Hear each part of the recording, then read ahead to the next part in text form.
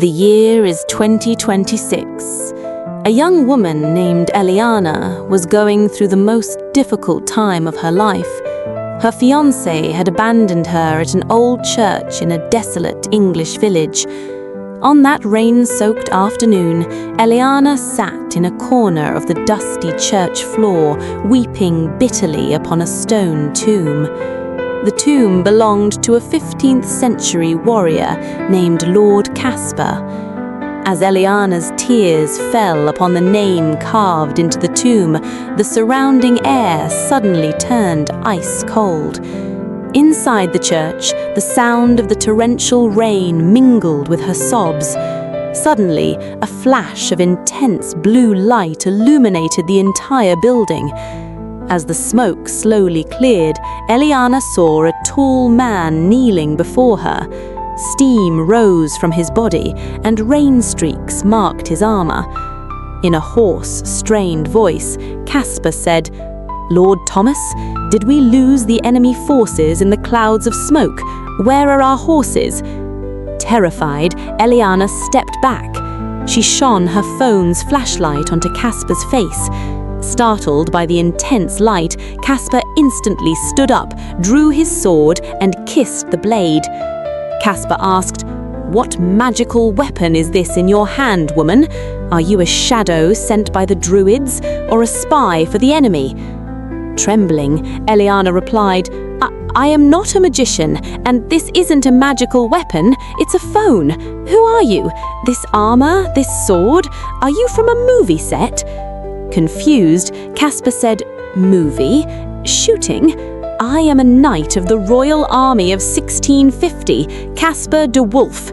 Only a moment ago, I was on the battlefield of Oxfordshire. But this church, its roof was blown away by cannon fire this morning. Why is it intact now? And those lights coming through the window, what are they? Has some strange city descended from the sky?"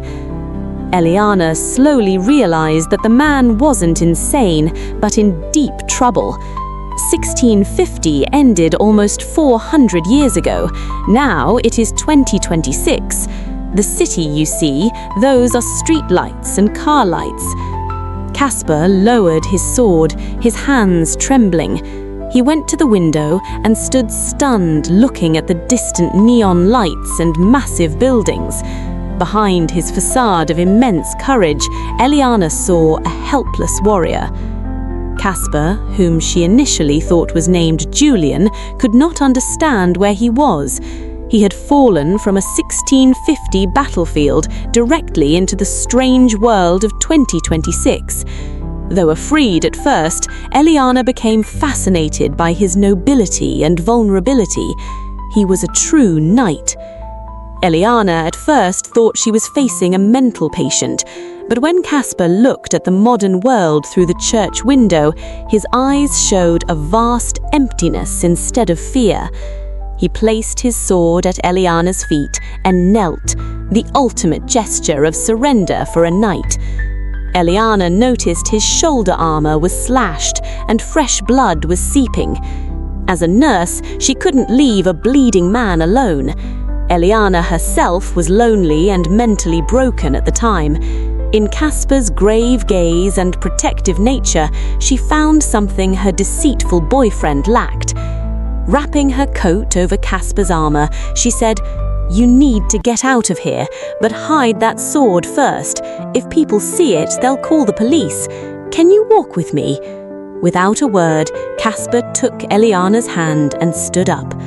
The mechanical noise of the 21st century and the silence of a 400-year-old warrior, thus began their unique journey. They spent several weeks together. Eliana dressed him in modern clothes and fed him contemporary food. Kaspar was reluctant to leave his armor or iron garments. Eliana forced him into modern t-shirts and jeans. When Eliana turned on the washing machine, Kaspar drew his sword and took a combat stance. At the sound of the machine's rumbling and the swirling water, he shouted, "Eliana, rescue your clothes from the belly of this beast. I shall slay it at once." Eliana barely managed to stop him and explain it wasn't a monster. Kaspar was dumbfounded the first time he saw a TV. Perhaps an action movie or wrestling match was playing. He went behind the screen to find where the people were hiding. Then, touching the glass, he said, "Wretched warriors, what sorcerer has imprisoned you in this small box? Shall I break the glass to free you?" He also misunderstood the cosmetics on Eliana's dressing table. When Eliana was applying lipstick, Kaspar said gravely, "Is it the custom here to smear the blood of enemies on your lips? I am proud of your preparation for battle." Eliana burst into laughter. Eliana ordered pizza. Opening the box and seeing the cheese and sauce on the round bread, Kaspar wrinkled his nose and said, "Does the king of your country eat this flat bread? Why have they smeared colored mud over it?" But after one bite, his expression changed. "What did you call this nectar? Pizza? If I could take this back to my kingdom, I would become emperor." Modern transportation was a source of terror for Kaspar. When Eliana started the car and honked the horn, Kaspar gripped the seatbelt and closed his eyes. He said, "Why does this chariot scream so loud? And where are the horses? Does this metal monster run on air?" He panicked when he accidentally locked the door when he tried to roll down the window. Kaspar told stories of the bravery and sacrifice of his own time, but Eliana told him that in history, Kaspar was recorded as a traitor, even though he was innocent. When Kaspar learned his name had been tarnished in history, his pride in his bravery was shattered by insult. When Eliana showed him an old digital archive on her laptop from 1650, Kaspar's eyes widened in disbelief. The document read, "Kaspar de Wolf, who handed the secret tunnel maps of his castle to the enemy, resulting in the annihilation of the entire de Wolf lineage in a single night." On that winter night in 1650, Kaspar had not committed any betrayal. He was the most loyal commander of his kingdom. When the massive enemy armies surrounded Durham Castle, the king sent Kaspar on a secret mission to bring help. But he didn't know a real traitor was hiding within the royal court, who stole Kaspar's seal and sent the maps to the enemy. While Kaspar was returning with reinforcements, he was caught in a mysterious mist and lightning, which flung him to the other side of time. He didn't know that in his absence, his entire family, his elderly father and younger sister, were accused as a traitor's family, imprisoned, and the castle set on fire. On Eliana's screen, Kaspar saw photos of the ruins of his castle. Archaeologists had found a mass grave there, with a sign next to it, "The final resting place of the traitor's descendants." Shoving the laptop away, Kaspar screamed, "Lies! It's all lies! I never committed treason to my king. Eliana, my father, my little sister, they believed I would return. They were waiting for me." Eliana said, "Kaspar, calm down. History says the enemy attacked while you were on your way back. They thought you had fled." Covering his face with both hands, Kaspar said, "I didn't flee. I was lost. There was no one to protect my family. When they were dying, they might have thought I was the cause of their death. I cannot live in this beautiful world with this stigma." Eliana promised to help him. She scoured old records in libraries and museums to find out who the real traitor was that night. They found an old diary proving Kaspar was innocent. But Kaspar realized that just clearing his name in history wasn't enough. If he did not return, no one could save his family that night. History says they died, but Kaspar believed that if he could reach that portal at the right time, he could change history. Taking Eliana's hand, Kaspar said, "If I do not return, my name will be cursed forever. My sister is calling me from the midst of those flames. I must go back, Eliana, even if it means my death. Still, I want to die with my honor." Kaspar's cry created a deep wound in Eliana's heart. She understood this man wasn't just a traveler lost in the labyrinth of time. He was the victim of a massive injustice. Holding Kaspar's hand firmly, Eliana said, "We will take you back to your time, Kaspar. History called you a traitor, but I know you are a hero." Eliana spent days and nights in libraries and on the internet looking for a way to send Kaspar back to 1650. Kaspar began working with her. One night, Eliana was analyzing old maps on her laptop. Kaspar sat beside her, staring at the screen in enchantment. Suddenly, Eliana cried out in excitement, "I found it! Where that portal used to be, an old church stands today. It becomes active only during a specific planetary alignment." In her joy, Eliana gripped Kaspar's hand. Kaspar stood still, looking into Eliana's eyes. That was the first time they felt that something stronger than time was growing between them. When Kaspar grew tired from the pressure of research, Eliana took him to the garden. Looking at the night sky, Kaspar said, "The moon was just like this in our time, Eliana, but there was no one like you by my side then." Eliana replied with a faint smile, "If you leave, this moon won't be as beautiful to me as before." Brushing a lock of hair from Eliana's cheek, Kaspar whispered, "I want to return to history to save my honor, but my heart tells me to stay here for you." Their time was short. According to the records, the time portal would open on the next full moon. One night, the light of the fireplace cast a magical glow on Kaspar's face. He took a small locket from his neck and gave it to Eliana. It was the last emblem of his lineage. Kaspar said, "My mother gave me this locket. She said it would show the way back to her. But today, I give it to you.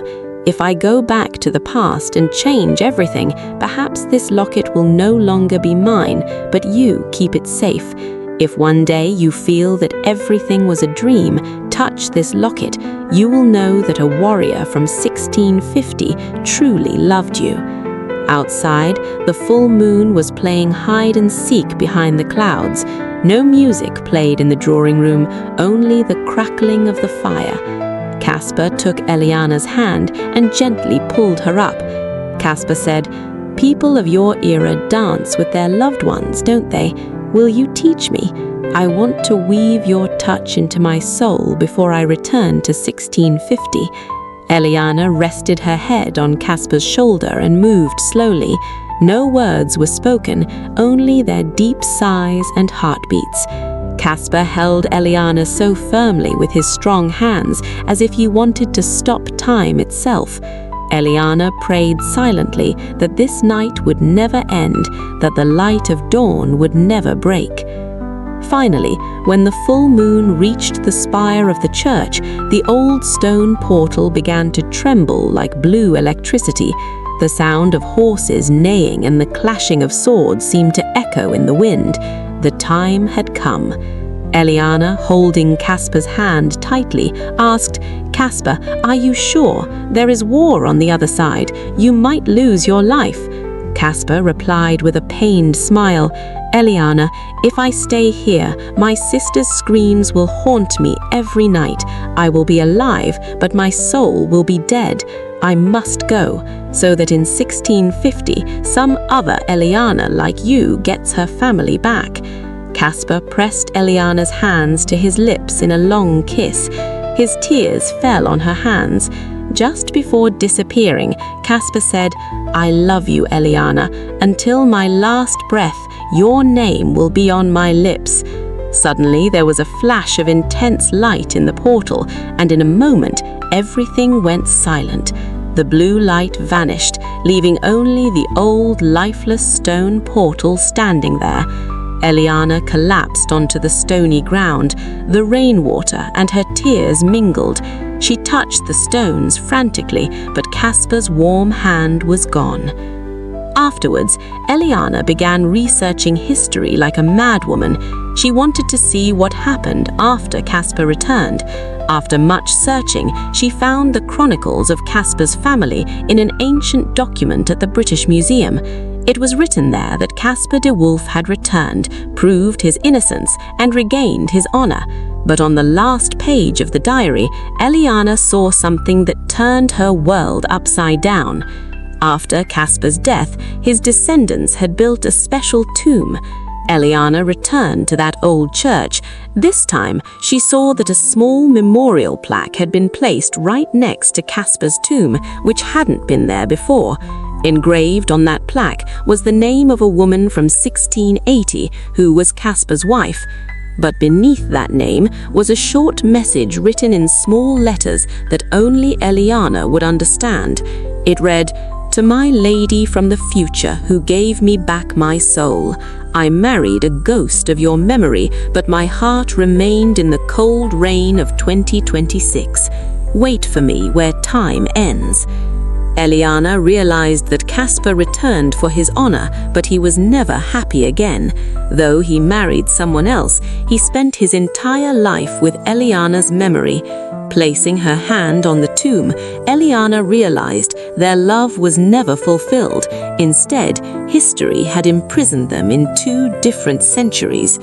Just like in the book, Eliana lived on alone in the 21st century, and Kaspar remained a lonely warrior in the pages of history. Between them remained a formidable wall of 400 years that only death could break.